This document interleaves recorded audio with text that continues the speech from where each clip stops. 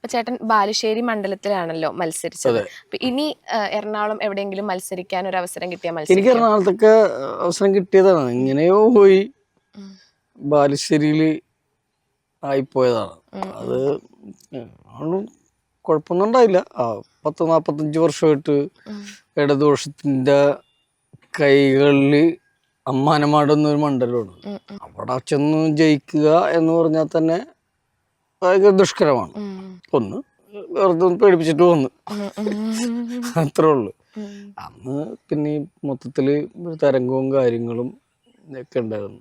UDF മൊത്തത്തില് അടിപ്പോയ ഒരു തെരഞ്ഞെടുപ്പ് കാലഘട്ടമാണ്.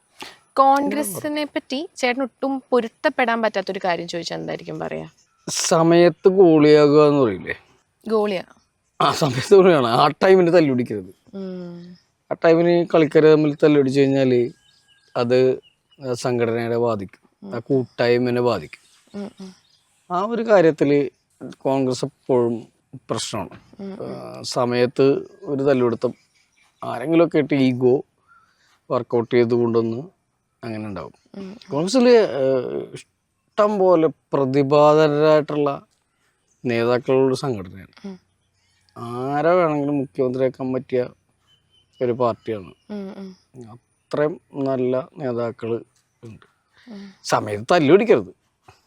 നമ്മൾ ഈ വോട്ടൊക്കെ ചോദിച്ചു ചെല്ലുമ്പോഴേ നിങ്ങളിപ്പോഴും ഭയങ്കര തല്ലുപിടുത്തമുള്ളതെന്ന് പറയുന്ന സംഭവത്തിൽ നിന്ന് മാറിയാൽ വേറെ കുഴപ്പമൊന്നും കോൺഗ്രസിന് ഞാൻ കണ്ടിട്ടില്ല. ഇപ്പൊ നമുക്കിപ്പോ കോൺഗ്രസ് എന്ന് പറയുമ്പോൾ തന്നെ ആദ്യം തന്നെ മനസ്സിലേക്ക് വരുന്നത് നമ്മുടെ ഉമ്മൻചാണ്ടി സർക്കാരായിരിക്കും. പക്ഷെ ഇപ്പം കുറച്ച് നാളായിട്ട് ആ ഒരു സർക്കാർ ഇപ്പൊ താഴത്തേക്ക് പോകുന്ന പോലെ ചേട്ടന് തോന്നുന്നുണ്ടോ? എനിക്ക് ഏറ്റവും ഇഷ്ടപ്പെട്ട നേതാവ് കെ കരുണാകരനാണ്. ലീഡറാണ് എൻ്റെ ഫേവറേറ്റ് നേതാവ്. ഉമ്മൻചാണ്ടി സാറിന് ഇഷ്ടമായിട്ടല്ല, ഇഷ്ടമാണ്. അതിനെ സഹായിച്ചിട്ടൊക്കെ ഉണ്ട്. എന്ത് സഹായ? ഇലക്ഷനൊക്കെ. അപ്പൊ നമ്മുടെ അടുത്തൊന്നും ഒന്നും ഉണ്ടായില്ലല്ലോ ഇലക്ഷനൊക്കെ വെക്കുമ്പോ. അപ്പൊ ഉമ്മൻചാണ്ടി സാറൊക്കെയാണ് നമ്മളെ സഹായിച്ചതൊക്കെ.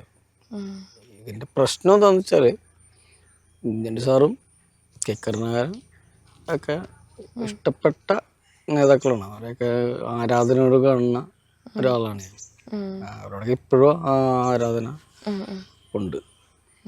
കെ മുരളീധരനായാലും രമേശ് ചെന്നിത്തല ആയാലും ഇപ്പൊ യുവതലമുറയിലുള്ള ഷാഫി പറമ്പിൽ, ഹൈബി ഈഡൻ, അൻവർ സാദത്ത്, അങ്ങനെ കുറെ ആൾക്കാരുണ്ട്. എല്ലാവരും ഭയങ്കര സൗഹൃദമുള്ള ആൾക്കാരാണ്.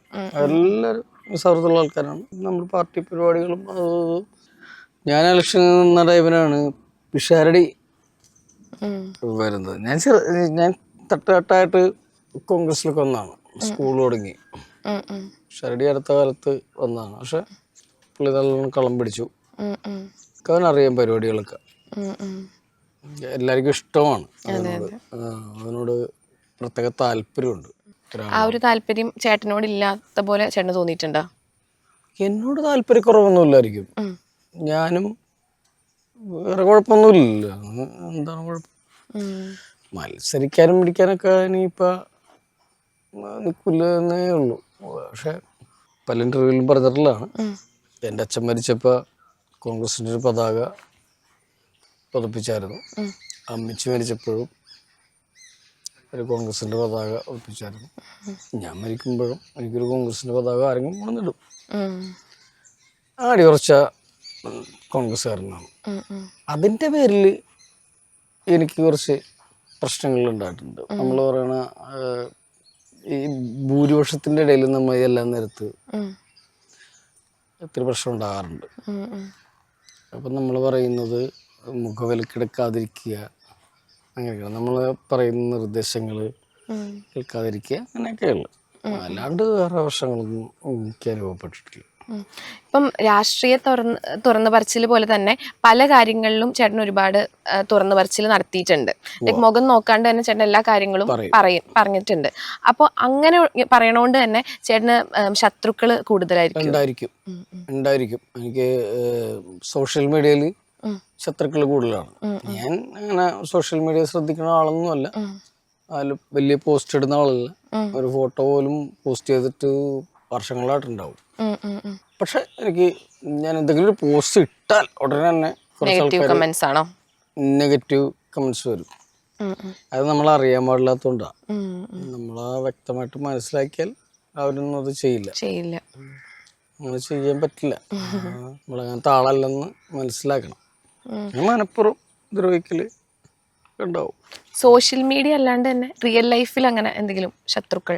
റിയൽ ലൈഫിൽ എന്നെ അറിയാവുന്ന ആൾക്കാരൊന്നും ഒരിക്കലും അങ്ങനെ ശത്രുക്കളായിട്ട് വരില്ല. സിനിമയിലോ രാഷ്ട്രീയത്തിലോ അങ്ങനെ എന്തെങ്കിലും? ഒരിക്കലുമില്ല. ഒരു സ്ഥലത്തും അങ്ങനത്തെ ആൾക്കാരെ ഞാൻ കണ്ടുമുട്ടിയിട്ടില്ല. ഇനി ഒളിയമ്പ് ഉണ്ടോന്ന് എനിക്കറിയാൻ അറിയില്ല. അത്രേ ഉള്ളൂ. അല്ലാണ്ട് ശത്രുക്കളൊന്നും പരസ്യമായിട്ട് ശത്രുക്കൾ എനിക്കില്ല. സൗഹൃദങ്ങൾ ഞാൻ പറഞ്ഞില്ലേ, സൗഹൃദങ്ങളുടെ പേരിൽ ഏത് പാതിരാക്കും ഇറങ്ങിപ്പോണ്ട ഒരാളാണ് ഞാൻ വീട്ടിൽ നിന്ന്. അത് ഇനിയിപ്പോൾ വൈഫ് ഇത് എവിടെ പോകണമെന്ന് ചോദിച്ചാലും ഞാൻ ഇപ്പോൾ വരാം പറഞ്ഞിട്ട് ഇറങ്ങിപ്പോണ്ട ഒരാളാണ് ഞാൻ. എപ്പോൾ വരുമെന്നു എപ്പോൾ പോകുന്നു ഒന്നും പിടുത്തം കൊടുക്കാതെ ഞാൻ അതിന് വേണ്ടി ഇറങ്ങിപ്പോപ്പെടും. അതായത് ആരുടെ എന്താവശ്യത്തിന്. അപ്പം രാഷ്ട്രീയത്തിൽ ഒരു കൈ നോക്കിയ ചേട്ടൻ എന്തുകൊണ്ട് അമ്മ തിരഞ്ഞെടുപ്പുകളിലൊക്കെ സജീവമായി നിൽക്കണില്ല? നല്ല ഉത്തരവാദിത്തമുള്ള പണിയാണ്. അമ്മയിലെ ഇപ്പോഴുള്ള ആൾക്കാർ ചെയ്യുന്ന ഭയങ്കര ഉത്തരവാദിത്തമുള്ള പരിപാടികളാണ്. ലാലേട്ടനാണെങ്കിലും ദാവരായേട്ടനാണെങ്കിലും ടിനി ടോമു, സരയു, അൻസിബ തുടങ്ങിയ എല്ലാവരും പേരെടുത്ത് പറയുന്നില്ലെന്നേ ഉള്ളൂ. പക്ഷേ എല്ലാവരും മികച്ച പ്രവർത്തനം കാഴ്ചവെക്കുന്ന ആൾക്കാരാണ്. അപ്പോൾ അത് നമ്മൾ നോക്കണമല്ലോ. നമ്മൾ എന്താ പറയണത്, നന്നായിട്ട് പ്രവർത്തിക്കുന്ന ഒരു കമ്മിറ്റി പിന്നെ എന്തിനാണ്? ഞാനതിൽ തിരഞ്ഞെടുപ്പിൽ നിൽക്കാനോ എന്നോട് ചോദിച്ചതാണ്, നിൽക്കുന്നുണ്ടോ എന്നൊക്കെ ചോദിച്ചതാണ്. വേണ്ടെന്ന് വെച്ചാൽ. ഇപ്പം ലാലേട്ടൻ തിരിച്ച് പ്രസിഡന്റ് സ്ഥാനത്തേക്ക് വരണം എന്ന് ഒരുപാട് ആൾക്കാർ ആഗ്രഹിക്കുന്നുണ്ട്. പക്ഷെ ആര് വന്നാലും അമ്മ നന്നായിട്ട് പോയാൽ മതി, നന്നായിട്ട് കൊണ്ടുപോയാൽ മതി. അതിപ്പോൾ ലാലേട്ടനാണോന്നും വേറെ ആരെങ്കിലും ആയാലും ഒരു പ്രശ്നമില്ല.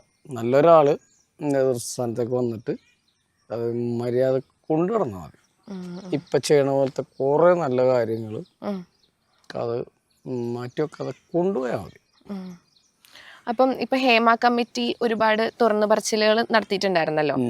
അപ്പം അത് അമ്മ സംഘടനയുടെ പ്രതിച്ഛായനെ ബാധിച്ച പോലെ ചേട്ടന് തോന്നുന്നുണ്ടോ? കുറച്ച് ബാധിച്ചിട്ടുണ്ട്. കാരണം ജനങ്ങളുടെ ഇടയിലൊരു തെറ്റിദ്ധാരണ സൃഷ്ടിക്കാനായിട്ട് പറ്റിയിട്ടുണ്ട്. എല്ലാ മേഖലകളിലും ഇതുപോലെയുള്ള പ്രശ്നങ്ങളുണ്ട്. സിനിമയിൽ മാത്രമൊന്നുമല്ല, എല്ലാ ഇടങ്ങളിലും ഉണ്ട്. സിനിമ ഒരു സെലിബ്രിറ്റി മേഖല ആയതിൻ്റെ പേരിൽ മാത്രമാണ് സിനിമയെ ഫോക്കസ് ചെയ്ത് അത് പിടിച്ചത്. അല്ലാണ്ട് സിനിമാക്കാർ മാത്രം തെറ്റുകാരാണെന്ന് പറഞ്ഞാൽ യാതൊരു അഭിപ്രായം എനിക്കില്ല. അല്ല, ഇപ്പം ഒരുപാട് തുറന്നു പറച്ചിൽ നടത്തിയിട്ടുണ്ടല്ലോ. അപ്പം ഈ തുറന്നു പറച്ചിലുകളിലൊക്കെ എന്തെങ്കിലും സത്യാവസ്ഥയുള്ള പോലെ ചേട്ടന് തോന്നുന്നുണ്ടോ? ഉണ്ടാകാം, ഉണ്ടാകാതിരിക്കാം, അത്ര പറയാൻ പറ്റുള്ളൂ. നമുക്ക് നേരിട്ട് അനുഭവമില്ലാത്ത കാര്യമാണ്. ഇപ്പം ആരോപണം ഉന്നയിക്കപ്പെട്ട ഒരാൾ അയാളത് ചെയ്തോ ചെയ്തില്ലെന്നും നമുക്കറിയില്ല. നമ്മൾ നേരിട്ട് കണ്ടല്ലോ നമുക്ക് പറയാൻ പറ്റുള്ളൂ. അല്ലാണ്ട് നമ്മൾ എന്ത് പറയാനായിട്ട്? അത് അതിനോട് എനിക്ക് യോജിപ്പിച്ചില്ല. അപ്പം അവരൊക്കെ തന്നെ മാറ്റിയും പറഞ്ഞില്ലേ. അല്ല, ഇപ്പം ഈ ആരോപണങ്ങൾ ഉന്നയിച്ച ആൾക്കാർ കുറച്ച് നാൾ കഴിഞ്ഞപ്പോൾ മാറ്റി പറയുന്നുണ്ട്. പക്ഷെ മീഡിയ കൂടുതൽ കവർ ചെയ്യുന്നത് അത്തരത്തിലുള്ള ഒരു ആവശ്യമാണല്ലോ. അതുകൊണ്ടാണ് മീഡിയക്കാരുടെ ആവശ്യമാണ് വാർത്തകൾ സൃഷ്ടിക്കുക എന്നുള്ളത്. വാർത്തകൾ പുതിയത് ഉണ്ടാക്കുക എന്നുള്ളതാണല്ലോ മീഡിയക്കാരുടെ ദൗത്യം.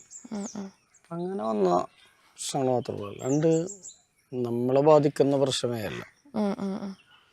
ഇപ്പം ആരോപണം ഉന്നയിച്ച ആൾക്കാർ തന്നെ പിന്നീട് മാറ്റിപ്പറയുകയും ആരോപണം ഉന്നയിക്കുന്നൊരു ഗ്യാങ് ഉണ്ടായിട്ട് അവർ തമ്മിൽ തെറ്റുകയും ഒക്കെ ചെയ്ത നമ്മൾ കണ്ടതാണ്. അതുകൊണ്ട് അത് ഒരു വിഷയമുള്ള കാര്യമല്ല. അത് നടക്കും, ഇനിയും നടക്കും.